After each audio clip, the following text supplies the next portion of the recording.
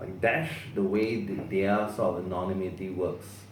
I do think with every privacy solution, there's always a trade-off. Like with Dash, it's basically you taking so you can kind of sort of visualize it where a bunch of people come together, they bring their money, they mix it up, and then they take it out and bring together, and somehow your real transaction is still somewhere in there. They can do several rounds of it to obfuscate it, to sort of like try to hide it, but somewhere in there the real transaction is still there. And there's actually been a lot of work on a transaction graph analysis, whereby all these transactions are put on a huge graph, and you will see sort of connections between groups of addresses. So although you may not know exactly who is who, through the process of elimination, and you start to see relationships between certain addresses, and sort of a function where you're mixing and pushing things out like that. It doesn't actually destroy the trail. The trail is still there. It's just sort of branched off. But if it depends how technology is developing, but the fact is that the records are still there. And now that there's actually research that's actually looking into this, like even where Bitcoin tumblers are used, authorities are still being able to trace down people because of the way all these links are still there. You eliminate this, and through the process of elimination, suddenly the anonymity is not quite there.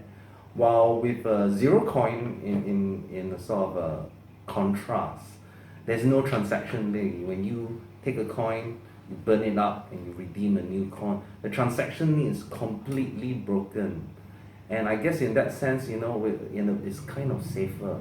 And like with Monero, yes, I do think it's a interesting piece of technology, but with each sort of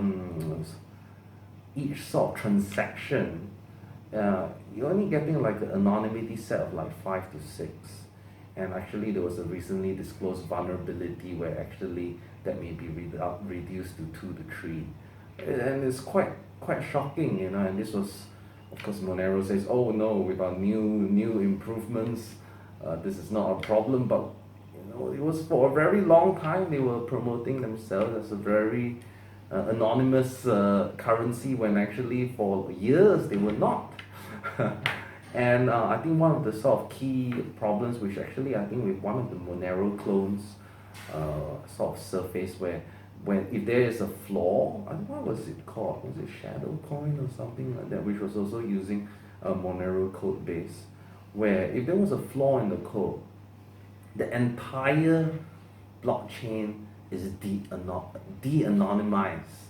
That means it's like all your records, it's like basically everything that you did so far is useless.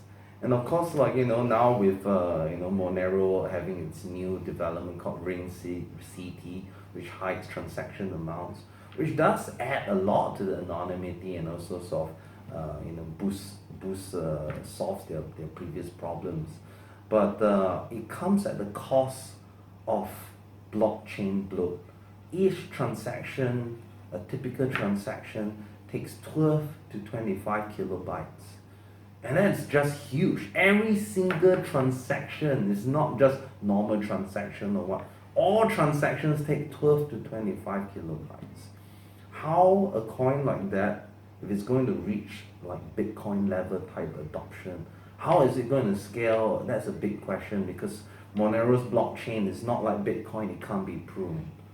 So yeah, you can say, yeah, these privacy solutions are good enough, but we don't suffer any of this type of problems using the Zcoin sort of network. So I think we're looking a bit forward. We're not just thinking, is it secure enough today, but is it secure enough for the foreseeable future, and I do think Zcoin does offer that. Of course, with the advent of quantum technology and whatnot, maybe the Zcoin stuff gets broken, but I do think that our window is a lot further in the future compared to existing solutions right now, where there's actually active research already, and with sort of huge developments being made in this de-anonymizing this type of transactions.